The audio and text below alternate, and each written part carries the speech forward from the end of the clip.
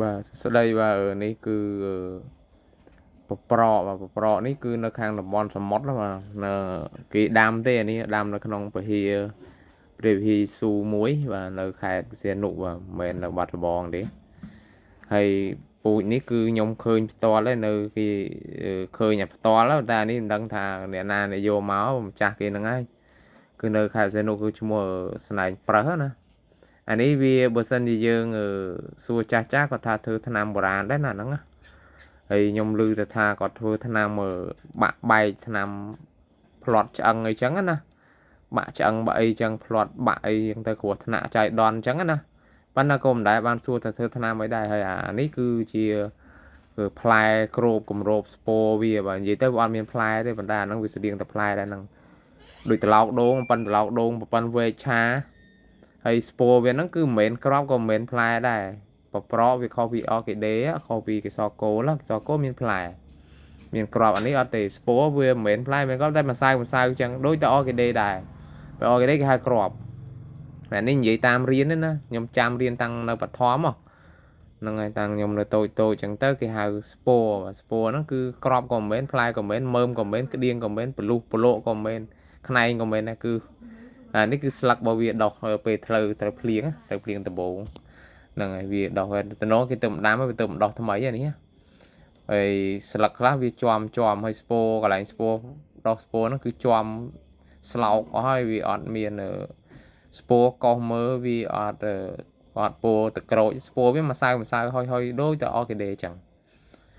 ពោតក្រូចស្រស់បាទមិនមែនស្អាប់ខ្មៅរៀងដូចដុះផ្សិតចេះទេហើយក៏ច្រើនខ្នែងមែនទែនអោបដើមដូងហ្មង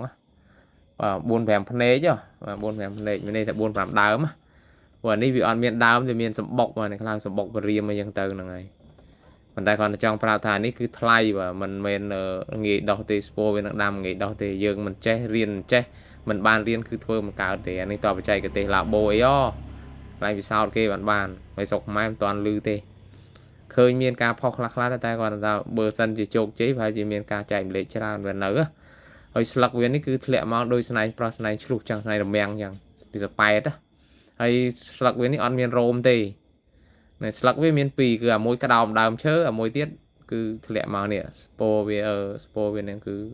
ដូចខូចទៅហើយវាមិនមែនពណ៌លឿងស្រស់អាហ្នឹងស្ពរវាដែលល្អពណ៌លឿងដូចម្សៅចឹងពណ៌លឿងដូចលំអងផ្កាចឹងហ្នឹងដូចលំអងផ្កាចឹងបងប្អូនខ្លះធ្លាប់ឃើញខ្ញុំផុសលំអងផ្កាណែនេះណាផ្កាឈើផ្កាយើងដាំលំអជាពិសេសផ្កាជក់រត់ពណ៌ដូចគ្នាចឹងហើយមានក្លិនរបស់វាអានេះវាជាប់ហើយវាហើយជាស្លោកថ្ងៃទៅដាំពួកដើមដូងវាអត់មានមលប់ទេដូងខ្ពស់ចង់5-10 ម៉ែត្រលើអញ្ចឹងវាអត់មានមលប់ដើម្បីបាំងវាអញ្ចឹងវាជាដាំទៅស្លោកពេលដាំហ្នឹងហ្មងហើយវីដេអូនេះខ្ញុំអត់ចង់និយាយអីនេះទេខ្ញុំគាត់ចង់ប្រាប់ថានេះគឺនៅទឹកដីរបស់កំពង់សោមខេត្តបរសេនុបប្រកនេះមិនមែនរបស់នៅពីយើងនេះទេគឺនៅបរសេនុហ្មងហើយខ្ញុំធ្លាប់ថតវីដេអូហើយតែគាត់តាមបានដាក់ YouTube ហើយខ្ញុំខាន YouTube យូរជាស្រ័យបងប្អូនរវល់ហើយខ្ញុំឃើញនៅដើមផ្ទាល់ហ្មងកម្ពស់ហើយជាចូល20 ម៉ែត្រ 30 ម៉ែត្រអាហ្នឹងដែរពូជហ្នឹងដែរតែដោះលើដើមឈើតែគេអត់បេះគេរក្សាទុកអភិរក្សវាហ្នឹងហើយនៅខាងជាតិកោះរាជបុត្រហ្នឹងហើយ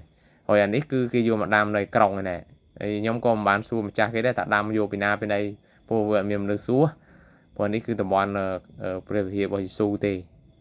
នៅខេត្តសៀននុបងប្អូនខ្លះស្គាល់ហើយបាទនៅមិនដឹងថាគេហៅភូមិអីដែរតែហ្នឹងបើទៅក្រោយរកឃើញតែនេះអ្នកស្រឡាញ់នៅមានកសគោមកមុខទៀតតែខ្ញុំឃើញស្គាល់ណាហើយហ្នឹងឯងធម្មជាតិអញ្ចឹងវាស្អាតហើយគាត់ថាខ្ញុំគាត់ចង់បញ្ជាក់វីដេអូចង់បញ្ជាក់ថាពូជនេះគឺមិនមែនពូជដីទឹកសាបយើងទេគឺពូជសមុទ្រហើយដោយឡែកថ្នាំបុរាណដែលចាស់ប្រាប់ហ្នឹងក៏មិនច្បាស់លាស់ដែរបងប្អូនបើសិនជាលោកអ៊ំលោកពូឬតាយាយឬគុណចាស់ដឹងរឿងវាហ្នឹងថាធ្វើថ្នាំអីជួយខមមិនប្រាប់ផង